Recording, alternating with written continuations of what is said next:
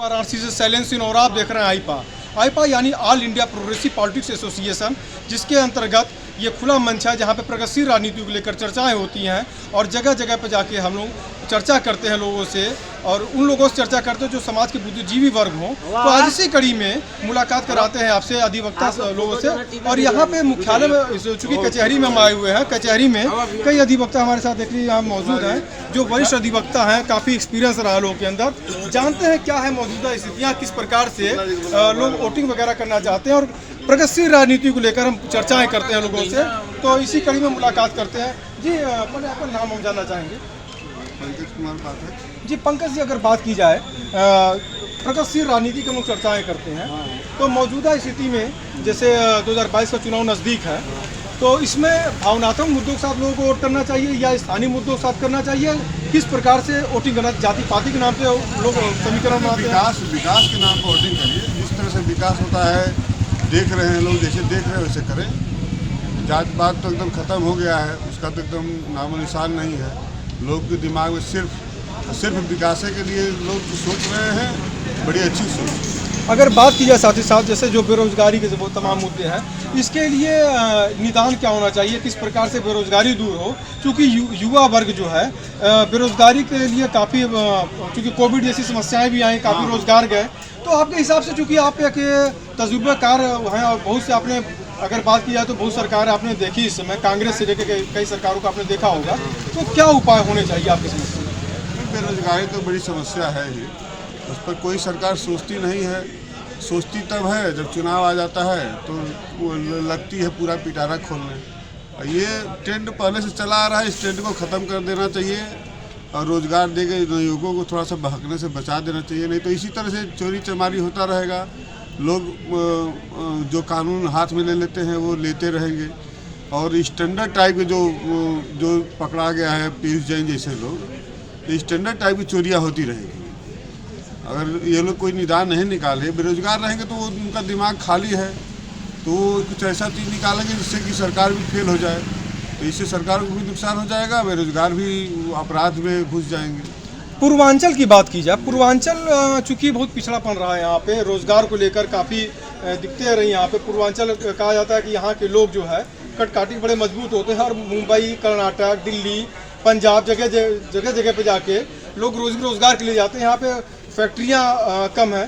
तो चूँकि पीएम नरेंद्र मोदी का संसदीय क्षेत्र है वाराणसी, जहाँ पे इस समय मौजूद हैं, और यहाँ से पूर्वी उत्तर प्रदेश से ही इस समय योगी आदित्यनाथ जी भी हैं। तो रोजगार को लेकर क्या कहेंगे आप यहाँ पे? और इसके बाद अगर बात की जाए तो इस पिछड़ेपन को दूर करने के लिए इंडस्ट्रियल क्षेत्र, भाई श्रम की शक्ति तो बहुत ज़्यादा है, लेकिन उसका दुरुपयोग हो जाता है, इसीलिए लोग भाग जाते हैं। कहीं पंजाब में जाके काम करें, कुछ पैसा मिले, कोई गुजरात चला जाता है, कोई कलकत्ता चला जाता है। जो श्रम है उनके अंदर, आप बोले हैं कटकाठी के मजबूत होते हैं, श्रम शक्ति ज़्यादा है, उस श्रम शक्ति को कैसे वो करें? तो अगर भूखे मरेंगे नहीं, इसलिए वो बाहर चले जाते हैं। यहाँ कोई अगर चीज़ मुहैया होगी, यहाँ अगर कोई रोज़गार दे देंगे तो उस हिसाब से जो है कि वो यहाँ के लोग यहीं रह जाएंगे, है कि नहीं? यहाँ के लोग यहीं रह जाएंगे अगर रोजगार मिलते हैं। तो हम थोड़ा सा और चर्चाएं करेंगे जरा सा। जी पहले तो आप अपना नाम बता दीजिएगा। उदय नारायण जी, अगर बात की जाए जी, हृदय नारायण जी, अगर बात की जाए, चूँकि पूर्वी उत्तर प्रदेश में अगर रोजगार की समस्या अगर देखें तो बहुत बड़ी एक विकट समस्या थी यहाँ पे माफियाओं का काफ़ी बोलबाला था। तो पूर्वांचल अलग की बातें हो रही थी कि पूर्वी उत्तर प्रदेश अलग हो जाए, तो क्या ऐसे में माफियाओं के गोद में चला जाएगा ये पूर्वी उत्तर प्रदेश, या यहाँ पे किस प्रकार से क्या समस्याओं के निदान होने चाहिए? एक चीज़ बताइए कि मान लीजिए अगर होता है, ठीक है, पूर्वांचल को अलग कर देते हैं, ठीक, इससे बर्डन कितना पड़ेगा, समय क्या होगा, उससे इन चीज़ों का निदान हो जाएगा? आपने जो सवाल किया है उससे इन चीज़ों का निदान हो जाएगा? भाई छोटे प्रदेशों की अगर बात किया तो उसमें विकास के काफ़ी 10 साल पीछे चला जाएगा। विकास तो होगा, लेकिन उसका माइनस पॉइंट क्या होगा ये भी सोचिए, कितना जाएगा? क्या तब्दीलियाँ होनी चाहिए? तब्दीलियाँ जो है पहले उसमें सुधार करें, ये चीज़ें तो बाद की बात है। पिछली की बहुत सी सरकारें दावे करती रहीं। एक चीज़ छोड़िए, कोई भी सरकार हो, एक सरकार हो गई, सरकार का मतलब पूरा देश, ठीक। एक आपका छोटा सा घर हो, घर है, घर के मुखिया की पहली प्राथमिकता क्या होगी, हम आपसे जानना चाहेंगे। आप बताइए। नहीं जैसे अब सबसे पहले बच्चों का भोजन, ठीक है, उनके लिए कपड़ा, उसके लिए उसको चाहिए रोजगार। तो सबसे बड़ी समस्या क्या है यहाँ? रोजगार। नोटबंदी से लेके अब तक जितने भी हुए उसमें हम लोग कितना पीछे गए। विकास तो है, हो भी रहा है, लेकिन उस विकास का खामियाजा कहाँ जा रहा है, ये भी सोचना चाहिए सरकार को। विकास का खामियाजा कैसे बताया उन्होंने कि विकास के खामियाजे जो हैं बातें कही गई। तो और भी कुछ लोगों से हम बात करते हैं, यहाँ पे हमारे साथ मौजूद हैं यहाँ पे जी। पहले तो आपका अपना नाम ले रखते हैं। मेरा नाम है अरुण जी, अगर बात की जाए चूँकि आप अधिवक्ता हैं और एक समाज के माने जाने जिससे लोग न्याय दिलाते हैं, न्याय की बातें होती हैं, तो अगर बात की जाए स्किल इंडिया के माध्यम से भारत सरकार एक अच्छी पहल की अपनी स्किल इंडिया के माध्यम से अगर बेरोजगारी दूर करने की बातें कर रहे हैं, तो कितना अंतर आप देखते हैं, इसमें क्या सुधार होना चाहिए, क्या आपके हिसाब से क्या राय होनी चाहिए, क्योंकि बेरोजगारी के मुद्दे बहुत ज़्यादा चरमते हैं। यहाँ पर जो शिक्षा दीक्षा है उसको तकनीकी ढंग से बनाया जाए और उसकी व्यवस्था की जाए, तब ये सब इंटरनेट के माध्यम से सबको जोड़ ले पाएंगे। एक मिनट में चूँकि ये सड़क पानी में ही लगे हैं और बेरोजगारी को 5 मिनट लगी, 5 मिनट जी। सड़क और पानी पे ही अगर लगे हैं, सड़क और पानी का मतलब तो ये रहा कि देखिए सड़क तो एक यातायात के लिए जरूरी संसाधन होना चाहिए। एक बेहतर जो है सड़क यातायात की जो व्यवस्था जो है वो रहे। तो इसी कड़ी में थोड़ा सा और भी बात करेंगे ज़रा सा। देखिए यातायात के लिए सड़क तो बहुत ज़रूरी है। हाँ, यातायात के लिए सड़क जरूरी है, मिल भी रही है। लेकिन जो सुविधाएं हैं वो चलिए, साथ में जो बेरोजगारी बढ़ रही है, जो भी रोजगार दिया जाए उसको सही ढंग से निर्वहन किया जाए। चुनाव आता है तो 1-2 ठो रोजगार निकालेंगे, उसके बाद फिर ब्रेक हो जाएगा, वहीं पे फिर लिखा पोती खत्म। देखिए बनारस जो है ये गंगा जमुनी का क्षेत्र रहा है। यहाँ पे गलियों का शहर है, मंदिरों का शहर है, तो काफ़ी जाम की व्यवस्था रहती है। तो जानते हैं कि पिछले की सरकार की अपेक्षा और अब में आप यातायात में क्या अंतर देख रहे हैं वाराणसी में? यहाँ गलियों पे व्यापार भी चलता है, लेकिन यहाँ का व्यापार गलियों पे ही आधारित है। उसको तोड़ फोड़ के बढ़ा दिया गया, जिससे बहुत से पटरी वाले बेरोजगार और बढ़ गए। तो ये यहाँ की जो जनता है जो सुदृढ़ है वो तो ठीक है, लेकिन जो गली में व्यापार कर रहे हैं एकदम पटरी पे आ गए हैं। इसलिए जो है बेरोजगारी और बढ़ती जा रही है, उसमें कोई सुधार नहीं है। देखिए बेरोजगारी और बढ़ती जा रही है, कोई सुधार नहीं है ये कहना। तो हम एक चीज़ और जानना चाहेंगे, यहाँ पे हमारे साथ चूँकि और भी अधिवक्ता लोग यहाँ मौजूद हैं और जानकारी लेना चाहेंगे आपसे। देखिए पूर्वी उत्तर प्रदेश जो सवाल वही घुमा फिरा के आ जाता है बेरोजगारी मुद्दे पे, तो आपके हिसाब से क्या निदान होना चाहिए इसका? देखिए हमारे यहाँ बड़े ही टैलेंटेड व्यक्ति पड़े हैं, ज़रूरत है तो उनको सही दिशा में अग्रसर करना चाहिए।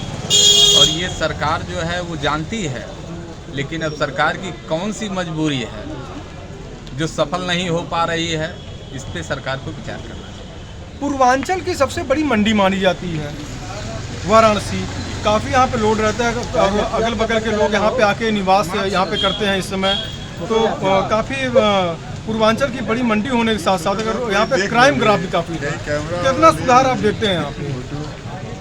देखिए पहले से सारी चीज़ें बेहतर तो हुई हैं, लेकिन जिस हिसाब से होना चाहिए वो चीज़ें नहीं आ पा रही हैं। इसके लिए सरकार को मूलभूत आवश्यकताओं को ध्यान में रखते हुए और हर वर्ग की आवश्यकताओं को ध्यान में रखते हुए कार्य करना चाहिए, जिससे सभी का विकास हो सके। इससे पहले अगर बात की जाए 2007 में बीएसपी गवर्नमेंट बनी और सतीश चंद्र मिश्रा जो हैं उन्होंने काफ़ी पहल की थी अधिवक्ताओं के लिए, और अभी भी कह रहे हैं कि अधिवक्ताओं की हित की बातें कर रहे हैं। अभी पश्चिमी यूपी में कचहरी परिसर में ही गोलीबारी ऐसे गैंगवार करना चाहे वहाँ पे घटना हुई। यहाँ पे इसी मौजूदा बीएसपी गवर्नमेंट में बम ब्लास्ट हुआ था इसी मौजूदा कचहरी में।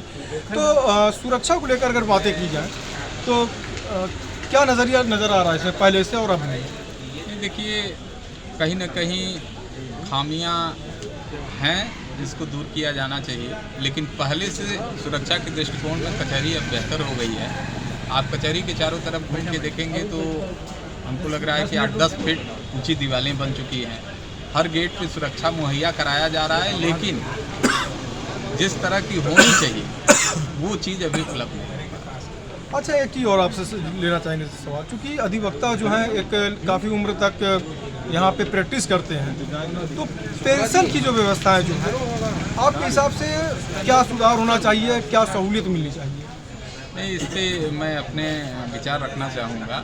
जब नए अधिवक्ता आते हैं तो उनके लिए बड़ी समस्याएं होती हैं, क्योंकि शुरुआती दौर का वकालत जो है वो बड़ा संघर्षमय रहता है और सीखना भी है, करना भी है।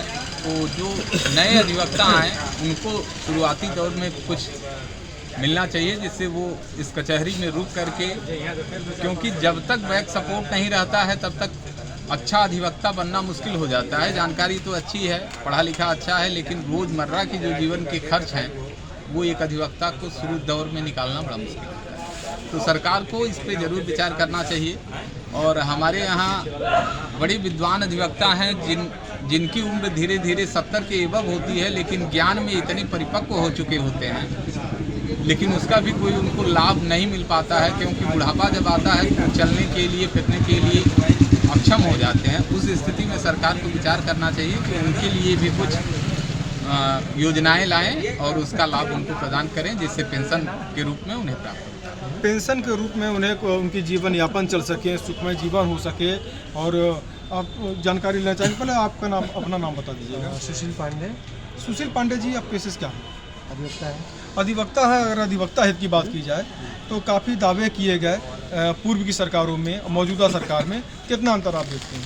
देखिए, दावे करना अलग बात होती है और ज़मीन पर उतारना अलग बात होती है। दावे तो सभी लोग करते हैं कि हमने ये दे दिया, हमने वो दे दिया। पहले वो सामने तो आए, किसी अधिवक्ता को आप खड़ा करके पूछ लीजिए क्या उन्होंने जो लागू किया है वो अधिवक्ता के पास पहुँचा है कि नहीं पहुँचा है। भाषण देने से या कह देने से काम हो नहीं जाता जब तक कोई ज़मीन पर न उतरे। परिवर्तन की बात की जाए, क्योंकि ऐसा लगता है कि आप विगत कई सालों से आप वोटिंग किए होंगे, कई सरकारों में देखे हैं, अंतर कितना देख रहे हैं और पूर्व की सरकारों में और अब में? देखिए, अंतर तो सभी सरकारों में, पहले 10 रुपये लगता था, अब 20 रुपये लगते हैं। पहले 10 रुपये लगता था, 20 रुपये लगते हैं। लोग कहते हैं विकास हो रहा है, विकास हो रहा है, किस आधार पे हो रहा है वो उनकी समस्या हो रही है, लेकिन ये पब्लिक के हित के लिए काम तो विकास भाई, अगर समय के हिसाब से, जैसे अब आपने कभी रुपये जेब में रखा, बैंकों में रखा, तो कुछ ना कुछ ब्याज देती है ना, तो थोड़ा सा बेटर होता है। लेकिन बेटर के साथ साथ नुकसान भी लोग कर देते हैं। बेटर बनाने के चक्कर में 10 रुपये के चक्कर में 20 रुपये वसूली चालू हो जाता है, तो ये नुकसानदायक है। तो देखिए, तमाम मुद्दे थे यहाँ पे और तमाम सवाल से हमने जवाब लेने चाहे यहाँ पे, अधिवक्ता हित में कि किस प्रकार से बेहतर क्या हो रहे हैं, तो लोगों के एक अलग अलग जवाब थे। वाराणसी से शैलेंद्र सिंह, आईपा।